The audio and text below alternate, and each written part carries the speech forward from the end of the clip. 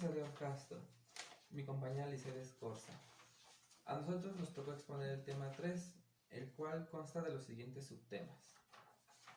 Número 1, la clasificación de impuestos, en donde nos va a mencionar la forma en que se liquidan, la forma en que se producen, su materia imponible, de acuerdo a su base de cálculo, la incidencia del impuesto y el criterio del sujeto activo.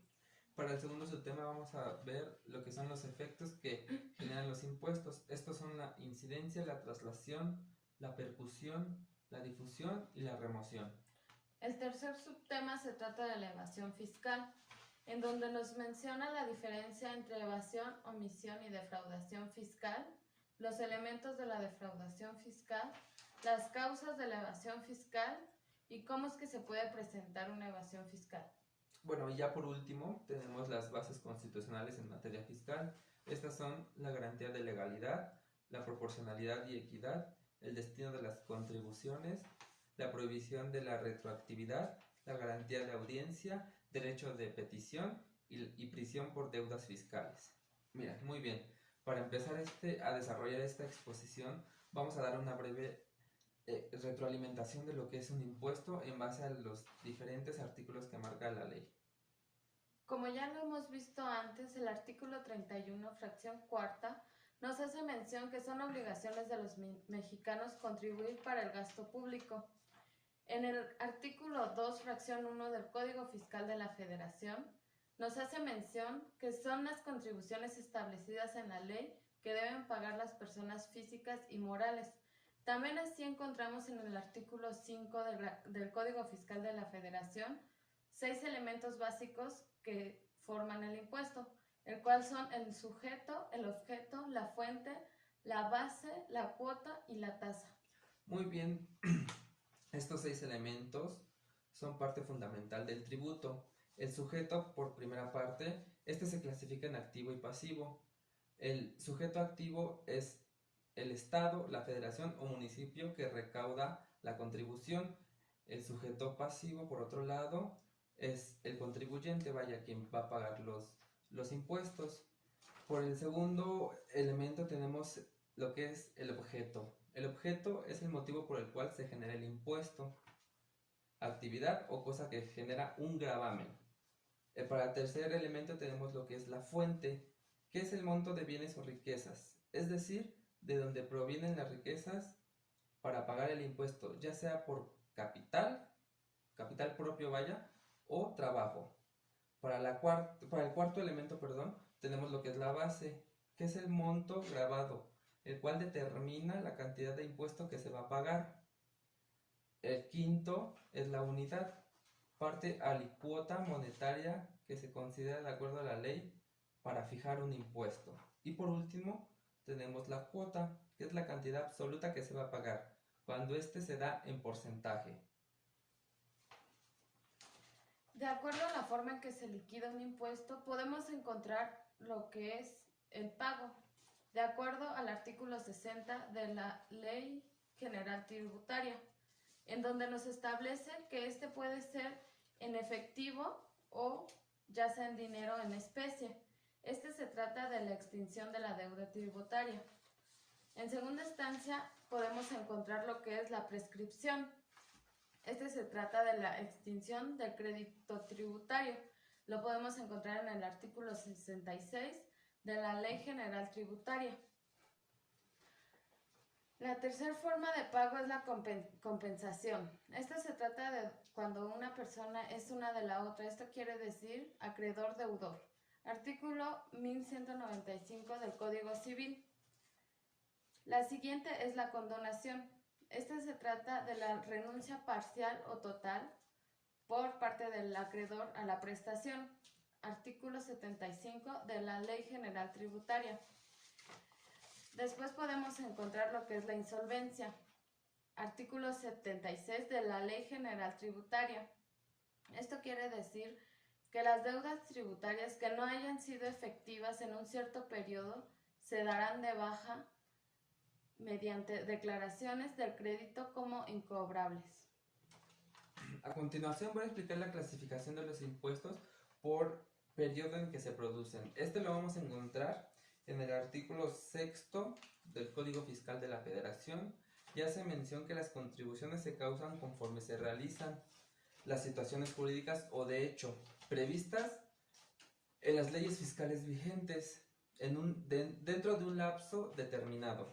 En este tema hay dos criterios de periodos en el que se producen. Uno es el devengo y otro es el periodo impositivo.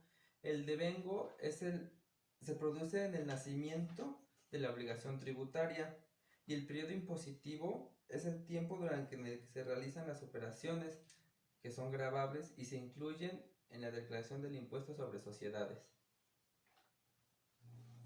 Otra clasificación que vamos a encontrar es la materia imponible. La materia imponible es el elemento económico sobre el cual se va a sentar el impuesto. Este puede ser un bien, servicio o una renta. También encontramos lo que es la base imponible. Esa es la base de la cual se va a determinar el impuesto. Otra de las clasificaciones del impuesto es de acuerdo con la base del cálculo.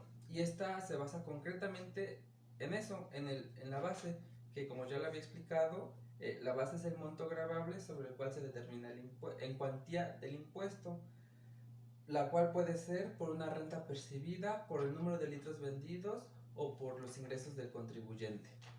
Otra de las clasificaciones de los impuestos es por la incidencia del impuesto. Esta se clasifica en tres: incidencia absoluta, incidencia diferencial e incidencia presupuestaria. La incidencia absoluta consiste en el establecimiento de un impuesto en particular, mientras que la incidencia diferencial se determina a través de cambios en la distribución resultante de sustituir un impuesto por otro. Y por último, la incidencia presupuestaria se determina cuando hay resultados combinados de cambios en los impuestos y en los gastos. Y para concluir con este tema de la clasificación de impuestos, tenemos lo que es el criterio del sujeto activo. Como ya lo habíamos visto en el artículo 31, fracción cuarta, en México solo se tiene un sujeto activo, el cual es el Estado.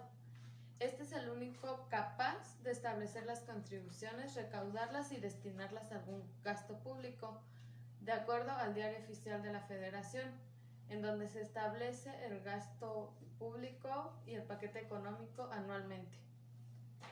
También se establecen criterios normativos para el Código Fiscal de la Federación. Un ejemplo de ello puede ser la entrega de un CFDI. Un criterio para el ISR es que debe tener establecimientos permanentes. Para la ley del IVA, los alimentos preparados para su consumo en el lugar de su enajenación. Y criterios para la ley de ingresos sobre carburos es que deben ser condensados y de gas natural. El siguiente tema son los efectos de los impuestos. Estos efectos alteran los precios de los bienes o servicios, ya sea por factores de producción, afectan los ingresos disponibles y por tanto inciden en la demanda del producto o servicio. Este nos permite conocer las consecuencias de un pago. Este se puede dividir en las... Bien, a continuación daré explicación a los efectos de los impuestos. En primera instancia tenemos la incidencia. La incidencia traslada la carga del impuesto a los consumidores. Esta incidencia es un fenómeno económico causado por un proceso de traslación. Quien pagará realmente y soportará el impacto del tributo. Una vez trasladado a un tercero ya no se podrá trasladar a otro. Bien, por otra parte, la traslación es el impuesto que traslada a un tercero la carga fiscal. Esta traslación se divide en dos: traslación hacia atrás y traslación hacia adelante. La traslación hacia atrás es la carga del tributo a factores de producción que demanda. Y la traslación hacia adelante es cuando el sujeto traslada el impuesto a los consumidores, es decir, que este aumenta el precio, el producto, el bien o el servicio. Bien, el siguiente efecto es la percusión, y este se encarga de identificar al sujeto que debe de pagar el tributo e ingresarlo a la Secretaría de Hacienda y Crédito Público. Otro de los efectos es la difusión, que se encarga o se le llama así cuando se realiza una extensión de contribuciones. En este caso entendemos por extensión de contribuciones al aplazamiento que otorga la ley para pagar o liquidar dicha contribución. Y por último tenemos la remoción, que es el sujeto pasivo que deja de incurrir en el hecho imponible de un determinado tributo, dejando así de ser contribuyente. Bien, damos por terminado el segundo tema, se trató acerca de los efectos que generan los impuestos. Vamos a continuar con el tercero, que tiene como nombre evasión fiscal. El primer subtema dice que es la diferencia entre evasión, omisión y defraudación. Vamos a ver primeramente cada uno de estos conceptos y posteriormente daremos las diferencias que existen entre ellas. Primeramente, la evasión fiscal como tal es el no pago de la contribución, mientras que la omisión o la elusión consiste en omisión maliciosa de declaraciones exigidas por la ley, por las leyes tributarias para la determinación o liquidación de un impuesto. Y por otro lado, por último, tenemos la defraudación, que es un delito, realmente es un delito, que se comete cuando con uso de engaños o aprovechamiento de errores omita total o parcialmente el pago de alguna contribución. Dentro de la evasión fiscal tenemos lo que son los elementos de la evasión fiscal. De acuerdo a las normas establecidas por el SAT, que se hacen anualmente, y apegándose también al Código Penal, artículo 6, cuando se comenta de delitos no previstos, pero sí por alguna ley, se han establecido algunos elementos, los cuales son la conducta, la tipicidad, antijuricidad, culpabilidad y punibilidad. En la conducta podemos encontrar dos perspectivas, las cuales son positiva y negativa. Esta acción debe tener efectos exteriores, ser consciente, libre y espontáneo. La tipicidad es una conducta concreta, de hecho delictivo por parte del sujeto que comete la evasión fiscal. La antijuricidad. Esta es la conducta que presenta el sujeto que es contraria a lo que impone la ley. Encontramos también lo que es la punibilidad. Esta es la sanción que se le aplica al acto de la evasión fiscal. La establece el artículo 29 de la Ley de Servicios de Administración Tributaria. También podemos encontrar lo que son las causas de la evasión fiscal. Algunos ejemplos de ello son que no existe la conciencia tributaria, las contribuciones son exageradas, los plazos para pago son cortos, la compleja estructura del sistema tributario, la falta de expedición administrativa, bajo riesgo de ser detectado, la resistencia del pago de impuestos, falta de liquidez de las empresas y poca flexibilidad de parte de la administración tributaria. Bien, a continuación daré explicación al último subtema de la evasión fiscal. Se llama ¿cómo se presenta una evasión fiscal?